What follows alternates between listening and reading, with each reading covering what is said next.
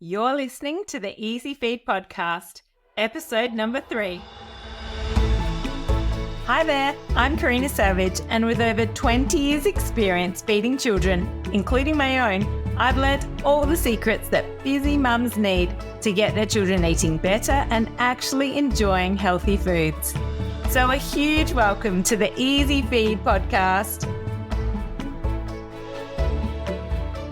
Welcome back, everybody. Today is all about bread. Bread.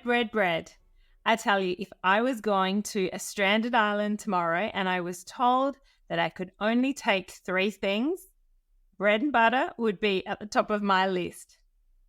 I don't meet too many people that don't like bread, including kids.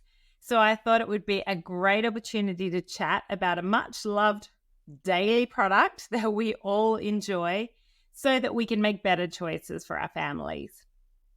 I tell you, I can still vividly remember, I can almost taste it still, when I used to go shopping with my Nonna in a big department store called David Jones, and I would have probably been 11 or 12, and we would have done some shopping in the centre, and then we would go down the escalators down to the basement where this amazing freshly baked bread in this bakery, we would go down there, and as I said, I can almost still taste it, the freshly baked brioche baguette that I would have in my hands. I still remember the white paper bag.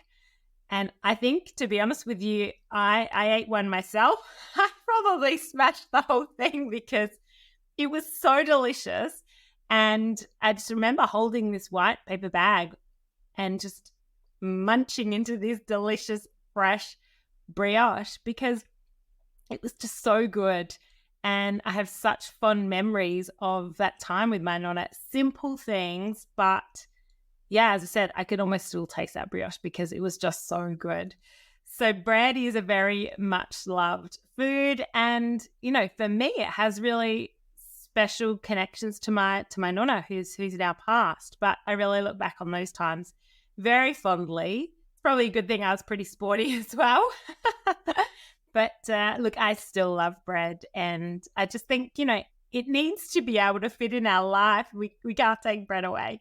And look, you know, genetically, some people prefer more bread. Some people maybe genetically don't do as well with as much bread or carbohydrate in their life. But, you know, I think we need to make it fit if we possibly can and just make good choices for our bodies as much as possible. But we still need the enjoyment of bread, right? I think back then, bread was simpler. This was probably 30 years ago now that I'm talking about riding down the escalators after a shopping expedition with my Nonna. But, you know, I feel like it's so much more complicated these days. I feel that there are about 10 times, if not 20 times, as many breads on the shelves in front of us to choose from. Now we've got bakery bread, we've got a whole range of supermarket bread, just a gazillion varieties. And I was chatting about it on television this morning, and I was asked whether bread is actually good for you. And my resounding answer was yes, but the whole grain, wholemealy, whole grain option is the best, but it's not always what our children want to eat, and certainly mine don't eat whole grain either. I think I lost the whole grain battle years ago. I used to get whole grain into my daughter when she was younger, but since she's realised she can have a voice and say no, I now struggle with wholemeal. So, you know, I think it's about trying to find that middle ground with kids and trying to find that healthier option so that we can nourish their insides. So I'll be the first to confess that we are not a 100% whole grain, you know, bread family. I wish my kids did eat it, but they don't. And that's where we're at. So it's about making the best choices that you can with what your children will eat. And of course, you know, we also have to try and give them a little nudge and have it there available and give them a go. But at the same time, if they're not going to have it, then we have to find the best option for where they're currently at. We need to lower our expectations. So, yes, I'm a big carb lover. My mum's side's from the north of Italy, and I grew up loving pasta and bread. And what I also really love about the Mediterranean style of cooking and eating is they use a lot of great extra virgin olive oil, which for me, I think is liquid gold. I think it's so good for you. And they use this extra virgin olive oil to make their veggies taste good. And for this reason, I believe they and probably their children eat a whole lot more veggies and salads. They're really revered because they're so tasty, and they place a big importance on their vegetables and making them taste good. And I believe the extra virgin olive oil that they use with that plays a huge part of that, or part in that. So anyway, I digress, back to bread. We have a huge variety, which I'm going to pull apart today, but honestly, I could talk about my Nonna and, what I've learnt from her and cooking and the Mediterranean way of eating a whole lot more. So I apologize if I digress to that, but it's very close to my heart. So maybe I'll do a podcast on that later. But back to bread. We have the gold medal winners, which are the whole grains. No surprises there. Whole grain bread contains the entire grain. So what this means, it's the whole grain, the bran outer layer. Now, in that bran outer layer, we have a lot of fiber. And as we know, as we will continue to discuss in this podcast, fiber is like the fertilizer for our insides, for our gut. It is so important for gut health. So the bran outer layer of the whole grain actually contains the fiber and vitamins and minerals. Really nutritious. Then we've got the middle layer of the whole grain, of the grain of wheat, for example. And that middle layer consists mainly of starches. It's called the endosperm. And it also has some vitamins and minerals in that middle starchy layer. And then the inside is the germ. For example, wheat germ, which is where the grain is sprouted from. And that germ is very rich in good fats, which is where, for example, you get wheat germ oil from, and also other vitamins. So the whole grain offers the nutrition of the bran, the endosperm, and the germ. So you're getting a lot more nutrition there. And with whole grain comes what we call slow release carbohydrates. It's a low glycemic index bread. So that means that sugar is drip fed into your bloodstream. Sugar is released slowly into the bloodstream once you've eaten the bread. So you get a more sustained release of energy over the morning or once you've eaten it.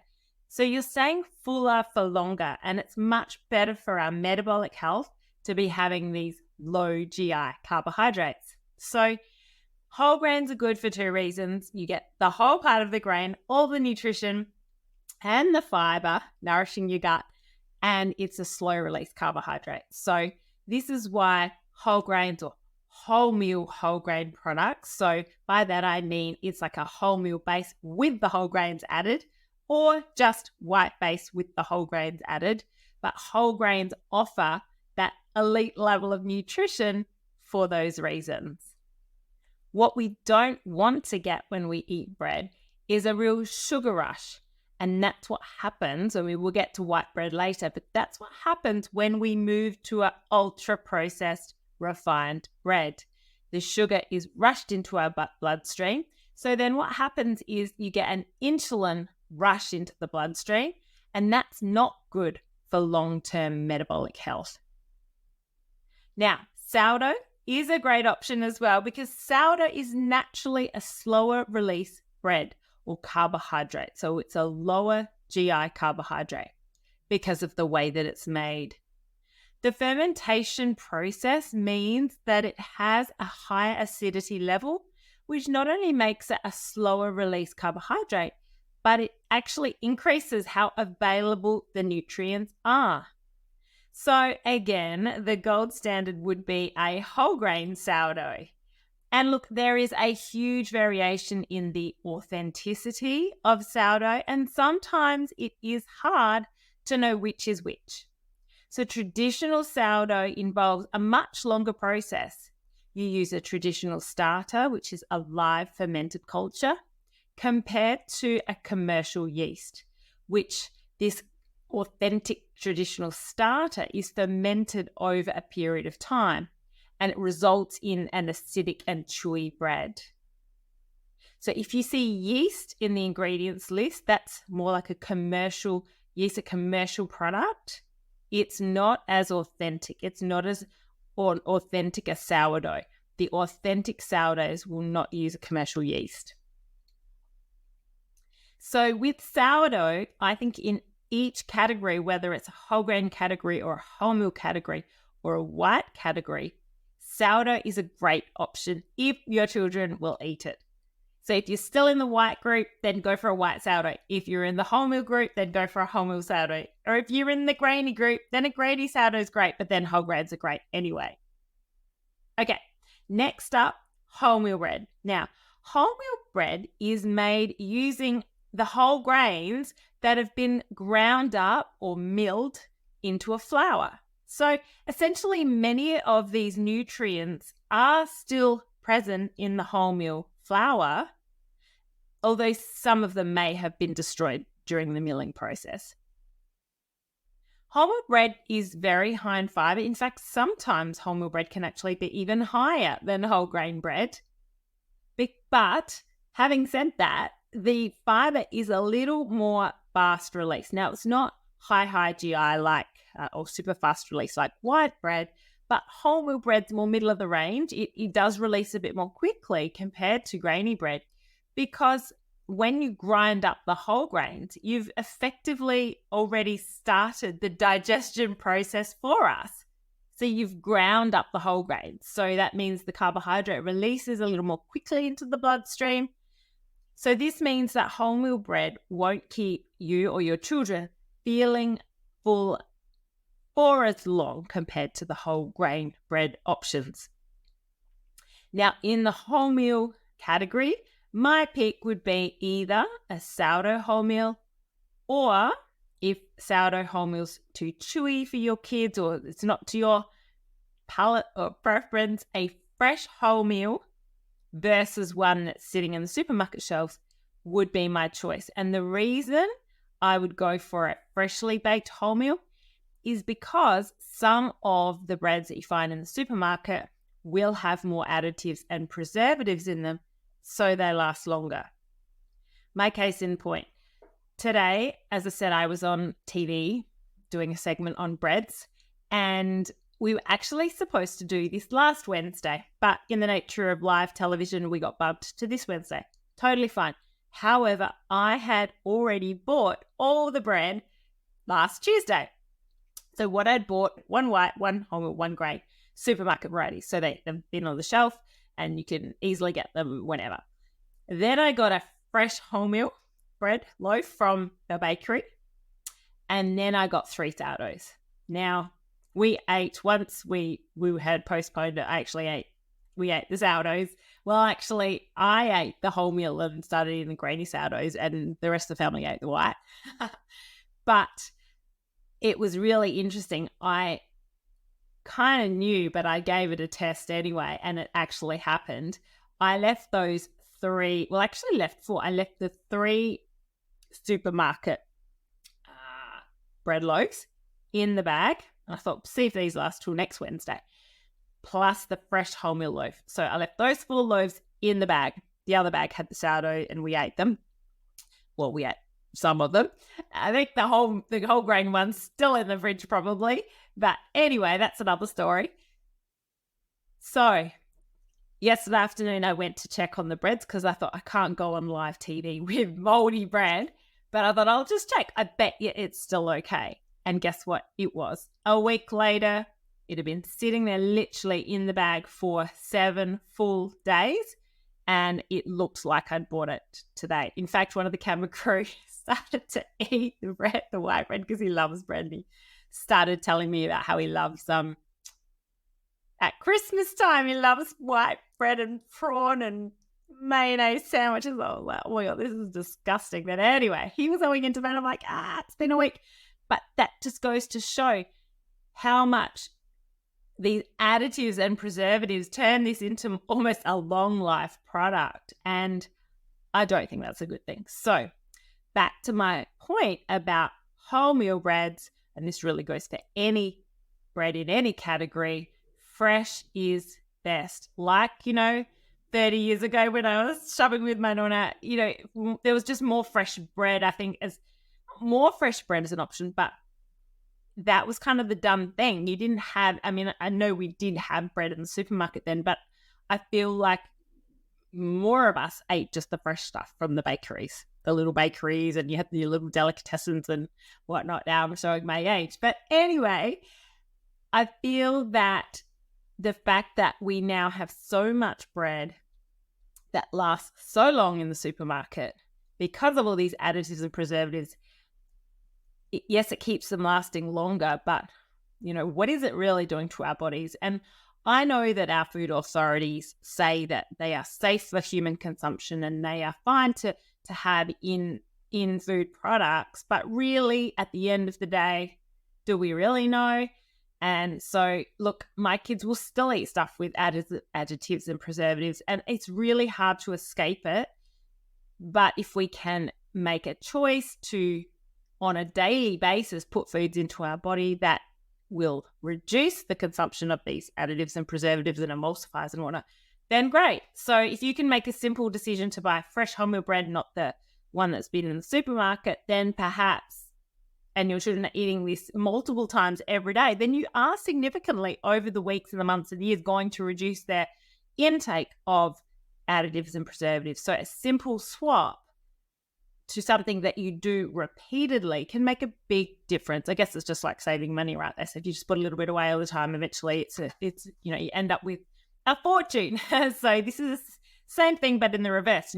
The less additives you're putting in every day, it makes a big difference over time. So I do need to pause and say that some of these supermarket varieties are fortified, and there is a place for these. And I certainly in my clinic have many patients that are iron deficient, for example. Now, some we talk about, boosting iron through various food sources and increasing absorption, and a lot of the stuff that we now have, all my Nourishing Kids members have access to in my online portal and in the membership. They've got all of that information. So we talk about all that stuff. And certainly sometimes children need supplementation. But there are cases where kids are really tricky to supplement. So they refuse the liquid iron. They won't take food that's got the granules that we sprinkle in. We try all the tricks and they still refuse it. And they're not eating any of the other iron-fortified foods that, we've thrown at them. And so sometimes we really need to rely on iron-fortified bread, for example. And in that situation, I think you need to work out what primary concern number one is. So if the concern is iron deficiency and boosting the iron for, energy levels, brain health, so that they're sleeping better, so they have more energy to get through the day and learn better at school, then yes, give them the supermarket iron fortified bread. That's the most important thing right now. And we can move them on to, a fresher loaf later.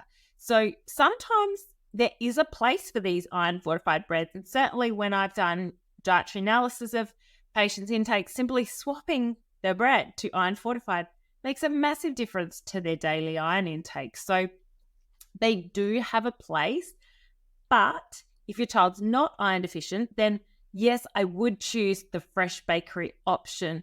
And the wholemeal bread actually does contain iron naturally. So then it's like, well, how can we maximize the absorption and reduce, interfering with the absorption? Because there are foods that actually interfere with iron absorption as well. And I will do iron in a whole nother podcast as well. Look, I'm creating a lot of podcast episodes for myself, aren't I?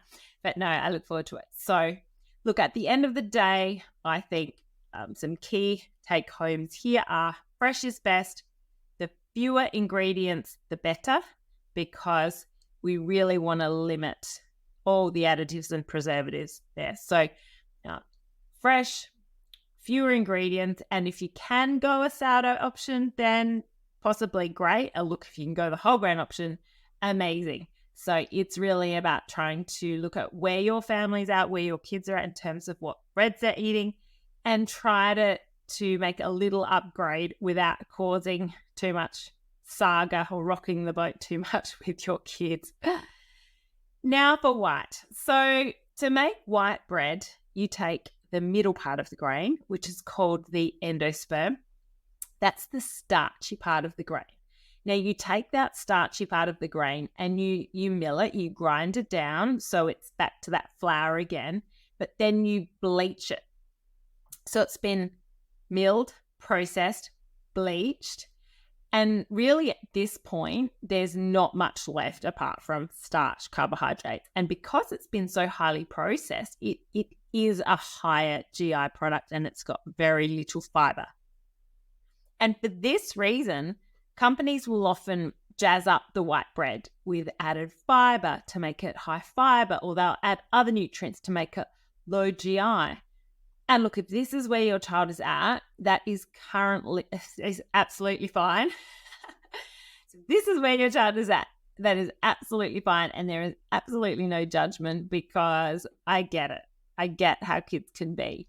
So if white bread is where things are at in your family, my advice is, number one, if you can move them from that more highly processed white bread over to a white sourdough, amazing, because that will make it a little lower in GI or a little slower in how fast the sugar releases into their bloodstream. So that's going to be a good thing if you can slow down how quickly the sugar releases into their bloodstream. And the white sourdough is still going to be a bit higher in nutrients. Now, number two, if they're not up for sourdough, then I would go for a fresh white loaf, if you can, with fewer ingredients. So as little ingredients as possible, because that way we're really limiting the additives, emulsifiers, preservatives, and all of that extra stuff that we really want to try to avoid where possible. Now, if you had a white bakery option that was fiber enriched, that would be a good choice. And that would be a preference instead of that white, more long life, ultra processed bread in the supermarket. Now, if you're at the point where the only thing that your child will eat is the white processed bread, then all is still not lost, because you know what? At the end of the day, it's still carbohydrate, still going to be getting B group vitamins, still going to be getting thiamine and iodine. All is not lost. So do not beat yourself up. There is still light at the end of the tunnel. And what we need to do is add good quality protein or fat to the white processed breads, because that's going to improve the nutrition of the meal or the snack, and it will actually slow down the release of sugar. So, for example, if you add avocado, you're going to be adding a bucket load of nutrients to that. Or if you're adding peanut butter, again, it's a great source of healthy fats. It's got protein, it's got iron. So if you're adding peanut butter to white bread, that's going to be a big upgrade. Now, again, I would try and choose a more wholesome peanut butter rather than those ones that are more highly processed that have got a lot of sugar and salt. And again, look at the ingredients. If it's just peanuts and a bit of salt, or just peanuts, then great. But the more ingredients, then probably try and leave those on the shelf and choose one that's got fewer ingredients. But back to my point, if you are adding good quality fat or protein to the highly processed white bread, then it is actually going to slow down that release of sugar into the bloodstream. So protein and fat act to lower the glycemic index of the meal. It's actually called the glycemic load of the meal. And that glycemic load will be slowed down when you add protein and fat. Whereas if you didn't, and they just had, for example, white bread and maybe a little bit of butter and jam or Vegemite, then that's going to be still a relatively high GI fast sugar. So aside from a short ingredients list, one other thing I also tend to encourage parents to look at in that shop bought bread is the nutrition table. So the ingredients list will list every ingredient in the product, from the largest ingredient right down to the smallest ingredient. And then you've got the nutrition table, which is what I also encourage parents to look at, because per 100 grams, you can compare fiber and salt intake, or salt in the product. And salt will be often written as sodium, So to compare say 2 wholemeal breads or 2 white breads in the supermarket, I would look at the fiber per 100 grams and choose the higher fiber option. And I would look at the sodium per 100 grams and I would choose the lower sodium option. So that way you can still make healthier choices within the white category. Well, that really goes for every category. I would look at fiber, I would look at salt, and you can also look at the percentage of whole grains in the ingredients list. That's another thing that they've started doing in recent years, is looking at and writing percentage of whole grains. So you can also do that in breakfast cereals, but we'll talk about that in another podcast. So there is always a silver lining. You've just got to find it, even if it is in the processed white bread world. I'm here to help you find it and make you feel less guilty about how your kids eat and help you make little tweaks that can make a big difference in those foods that they consume daily. So hopefully that's given you a bit more insight into bread. I'll wrap things up now. If you like what you hear, please subscribe to this podcast. And once you've listened to a few, if you're really receiving some value, then please leave me a review, because that helps get the podcast out to more people. Please let me know what you'd like me to discuss. I'm always up for a chat. Bye for now.